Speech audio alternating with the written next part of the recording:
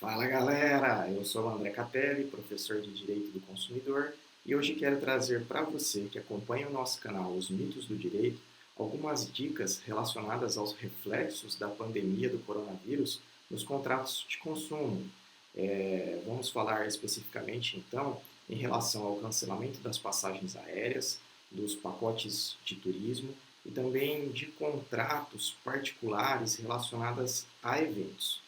O Código de Defesa do Consumidor, lá no seu artigo 6º, onde trata dos direitos básicos, ele prevê no inciso 5 a possibilidade de modificação de cláusulas contratuais em função de eventos supervenientes que possam acarretar ônus para o consumidor. E é o que nós temos, né? Com a pandemia do coronavírus, nós temos um fato superveniente, ou seja, imprevisível até a data do contrato, e esse fato superveniente gerou novos contextos sociais e inclusive jurídicos. Dentro disso, nós temos que passar a rever os contratos de consumo para que estes não se tornem onerosos para o consumidor e também que possibilitem ao fornecedor o cumprimento, porque nós precisamos enxergar na relação jurídica os dois lados, tá certo? Então, primeiramente, eu quero trazer para vocês os contratos relacionados à passagem aérea. Por se tratar de um setor essencial, o governo já tomou a frente e no dia 18 de março de 2020 editou uma medida provisória, a medida provisória 925, que trata especificamente do assunto. Pois bem, o que nós temos até então por meio dessa medida?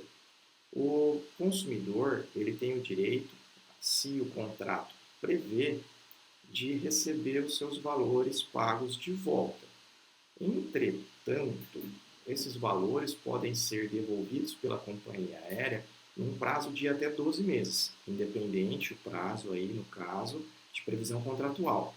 Porque o governo ele entende, né, que se todo mundo pedir o dinheiro de volta, e isso é fato, não precisa do governo prever, né, que se todos pedirem o dinheiro de volta, ou as companhias aéreas não vão aguentar. Isso vai trazer um prejuízo muito grande, vai quebrar o setor, e isso é ruim para toda a sociedade.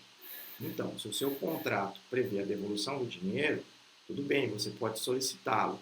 Entretanto, a companhia terá até 12 meses para providenciar a devolução.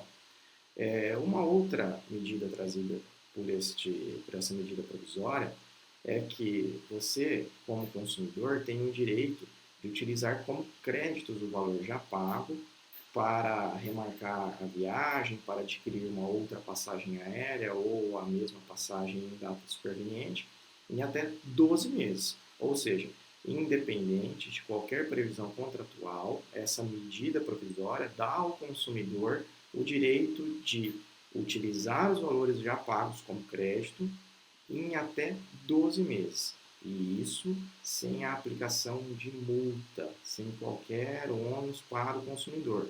Ou seja, é direito do consumidor utilizar os créditos já pagos em até 12 meses sem nenhum tipo de multa, ok? Uma outra questão que surge seria em relação à hospedagem e agência de turismo. Como que funciona essas tratativas a partir de então? Porque, veja, é, as próprias autoridades estão proibindo, né, hospedagens, acesso às praias, a saída e entrada de municípios e países. Então, é algo que foge, né, da própria agência de viagens, de turismo, o cumprimento do contrato. Por outro lado, o consumidor também ele não pode ser lesado. Veja, o próprio Código de Defesa do Consumidor, lá no seu artigo 8º, ele coloca que os produtos e serviços não podem acarretar riscos à saúde do consumidor, não podem acarretar riscos à vida. E o cumprimento desse contrato vai acabar, sem sombra de dúvidas, acarretando riscos à saúde e à vida dos consumidores. Então, nós estamos diante de um fato superveniente, conforme previsto lá no artigo 6º, que vai possibilitar a alteração dos contratos, a alteração das cláusulas contratuais. Nesse sentido, deve, então, as agências de viagens, de turismo, as redes hoteleiras, tentar adequar essas demandas para um momento posterior, ou seja, sem a aplicação de multas, sem a aplicação de ônus algum para o consumidor, conseguir a readequação daquilo que fora contratado. Veja, não necessariamente os valores terão de ser devolvidos. Por quê? Porque não há previsão expressa nesse sentido. O governo até então não regulamentou nada, a exemplo do que fez com as passagens aéreas, né? Então, deve haver um consenso.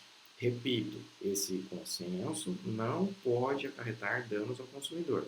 Então, se a companhia de turismo exigir do consumidor uma multa para essa remarcação da viagem, isso é considerado abusivo e não pode acontecer.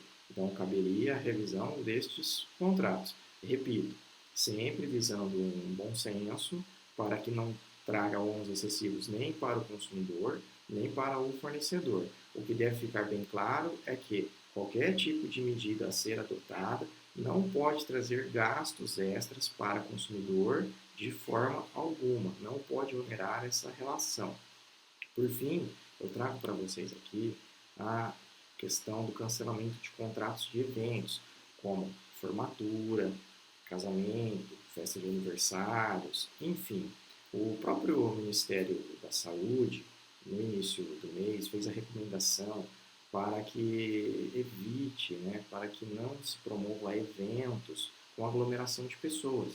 E como fazer então para cumprir contratos que, né, prevêem por si só esta aglomeração, como uma formatura, um casamento. Não há como fazê-lo sem colocar em risco a saúde e a vida das pessoas. Nesse contexto, não há que se falar então de o fornecedor querer aplicar multas para promover o cancelamento ou até então promover, né, de comum acordo com o consumidor, o estabelecimento de uma nova data para o evento. Esses casos devem ser tratados de maneira pontual. Por quê? Veja que pode perder o sentido, né, a celebração de um aniversário 6 meses depois da data. Então, são contextos em que poderão levar ao cancelamento do contrato sem que se coloque ônus ou qualquer tipo de penalidade para o consumidor. Já uma festa de casamento, por exemplo, poderá ser adiada, poderá ser comemorada em data posterior. Então é muito importante nesse contexto aí de pandemia que tanto consumidor e fornecedor cheguem a um denominador comum de forma a atender as duas partes sem trazer ônus excessivos para o consumidor. Pois bem, num caso de um contrato particular, de evento, como eu disse, é lógico que o fornecedor ele não vai poder aplicar multas para cancelamento ou, né, para uma remarcação. Então, sendo possível a remarcação, é o que se entende melhor. Repito, sem ônus para o consumidor.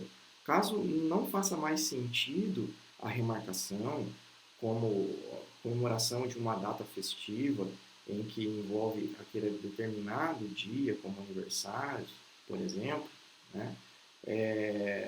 Às vezes perde o sentido a postergação. Então, não há um bom senso em trazer créditos para que o consumidor usufrua deles em momento posterior, oportunidade na qual entendo pertinente o cancelamento, certo? Então, pessoal, essas são as 3 situações mais corriqueiras que identifiquei aí com a pandemia do coronavírus nas relações de consumo, que trago para vocês. Eu espero que vocês tenham gostado da dica. Curtam o nosso canal, os Mitos do Direito. Não esqueçam de ativar lá o sininho para receber novas dicas e aguardem os próximos vídeos. Um abraço a todos e lembrem-se, fiquem em casa.